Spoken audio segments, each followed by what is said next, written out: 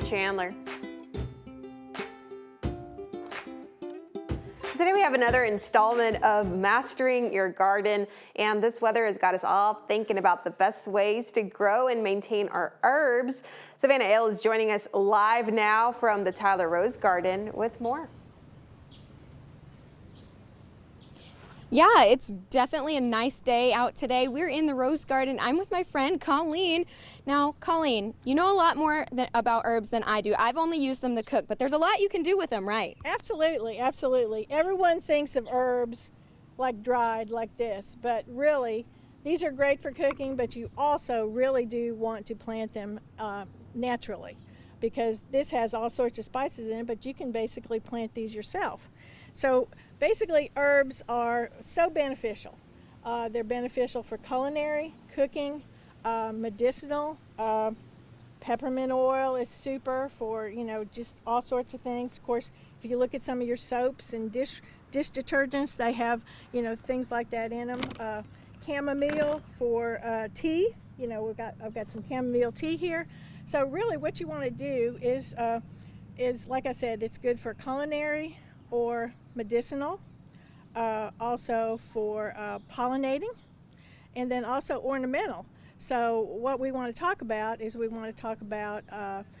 basically herbs are planted just like you do your vegetables or flowers.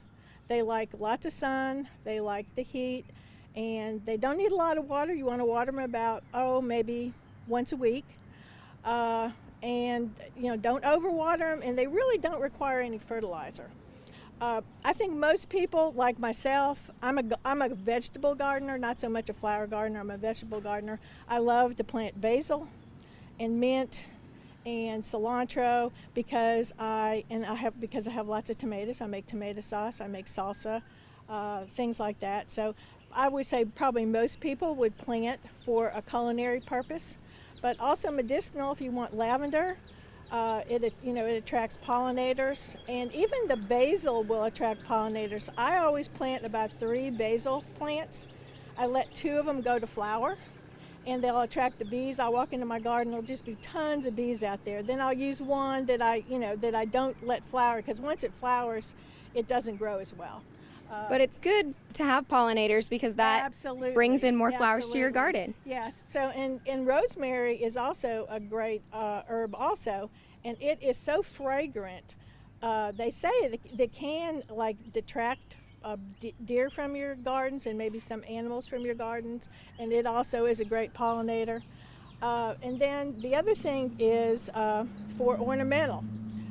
Some people think, you can only plant it in a vegetable garden, but lots of the herbs are very pretty and they're ornamental. You can actually do an entire ornamental garden, or you could just, like example here, you could just go down on the ground in one of these gardens and you could plant a basil plant or a thyme plant or something like that in there. Perfect. Well, thank you so much, Colleen. And if you have a garden or yard that you want to submit to your garden or yard of the month, send your picture to our email with your name, your phone number, and your address, and we will be picking a garden of the month every month. Right after this break, we'll be back.